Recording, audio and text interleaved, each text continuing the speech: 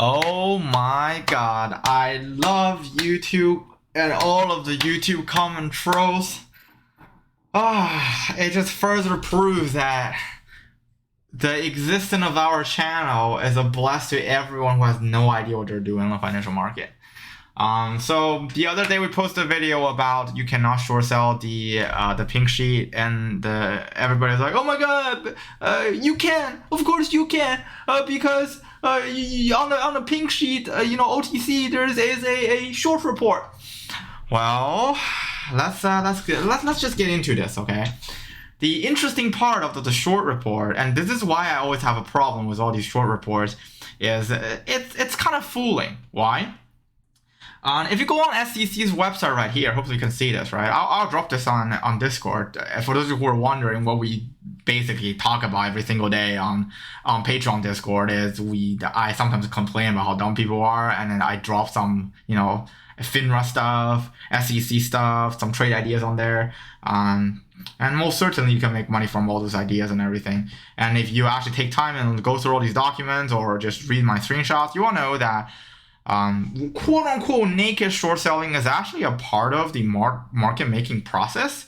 And for those of you who are just fantasizing that AMC market makers and GME market makers, and for those of you who still think MMAT got a potential for a huge squeeze, well, here's the thing, right?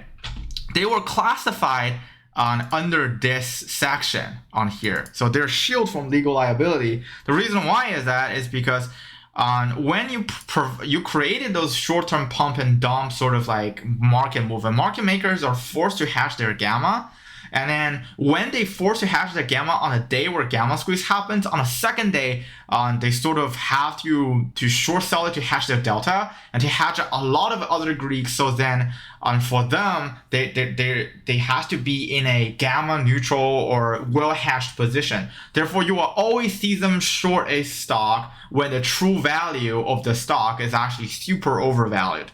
So a lot of times where you really need to figure out, instead of just blindly trusting a short report, and this is why my algorithm sometimes helps, but then the thing is the process of obtaining all these data is actually just loops over loops, and sometimes the data is too expensive, so we decided to ditch that project. But in here you have to understand is short report is deceiving. Why? Because short report has two parts. You have the market making activity, right? MM activity, and we call it the MMA, right? Plus the the institution, including hedge fund short, institutional shorts, and plus what we have retail shorts, right?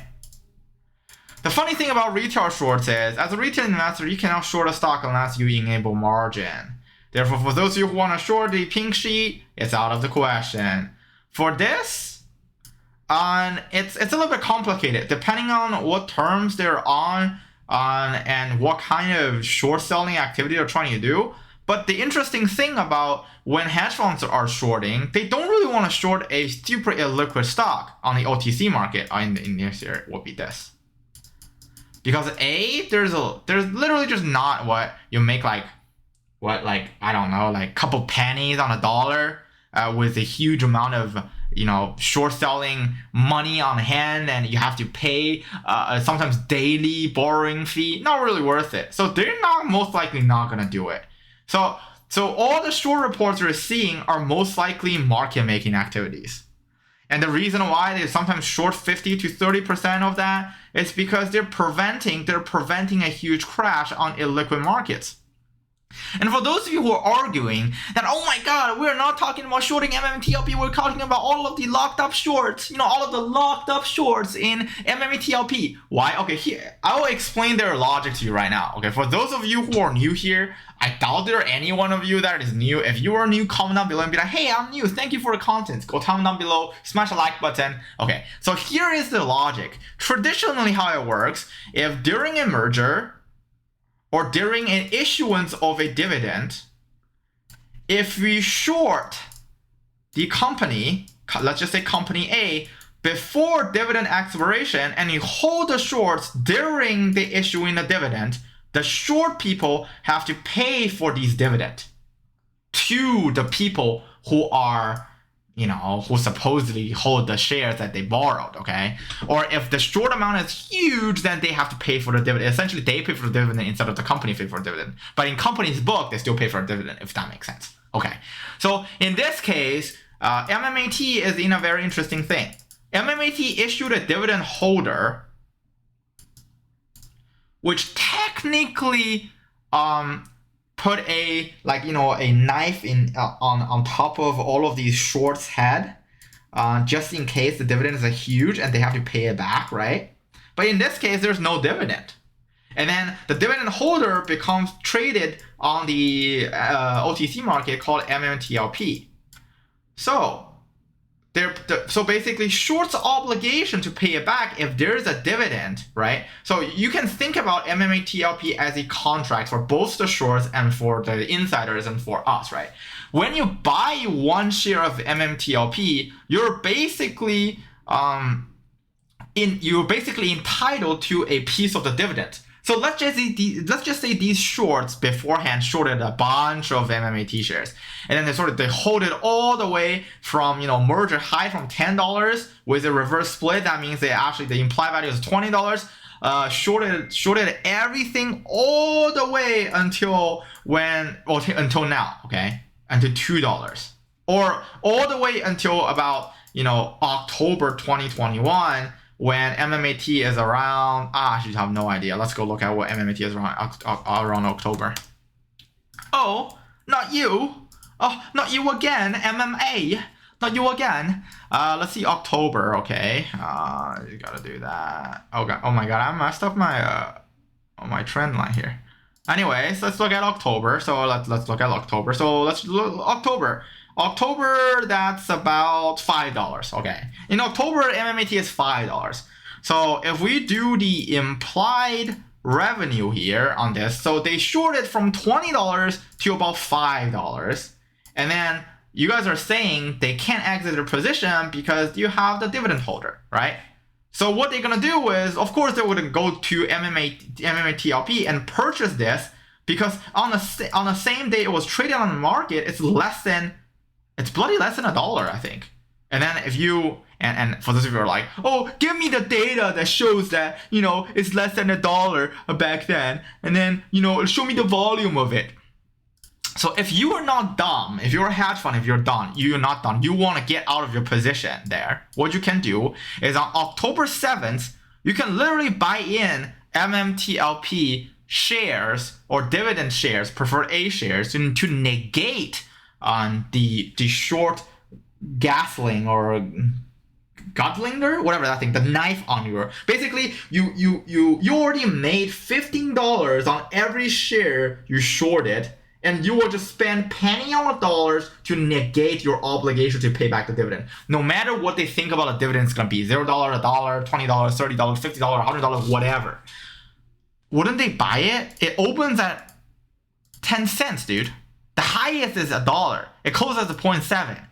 Let's just say, and if you go look at the chart, all of these volumes are majority buying volume for the first 2 days over here. They can literally buy all of these shares to negate their shorts. It just means they technically covered. And you're telling me that with all of these volume coming in, and you have when it's significantly got beaten down, a lot of these hedge funds are trying to liquidate and short different stocks in other sectors. They don't buy in shares to negate their positions before then. Like, right?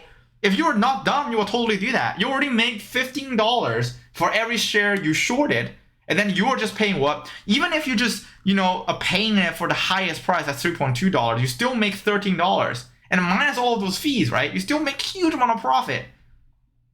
Does that make sense? I mean, of course it does, right? And folks are like, oh, they haven't covered it and all those kind of stuff and blah, blah, blah, blah.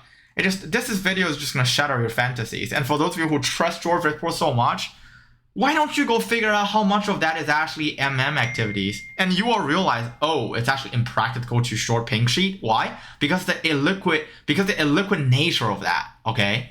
And if you just call your brokerages and say, I want to short it, they're going to ask you for a lot of credentials and ask you why or most likely they won't let you short it unless you have a huge amount of money you're willing to pay for the borrowing fee. And there's also a monthly interest when you're trying to short.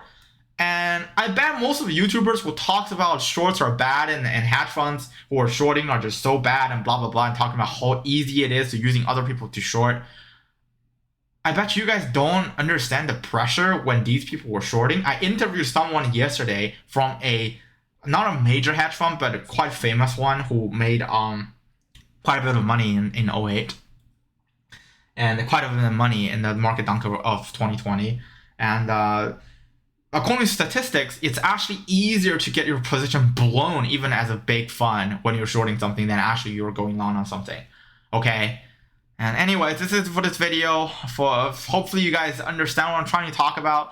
Basically, your fantasy of they haven't covered yet and you lock them down is literally just a fantasy. Okay? Anyways, smash the like button and subscribe. Good luck. Have fun.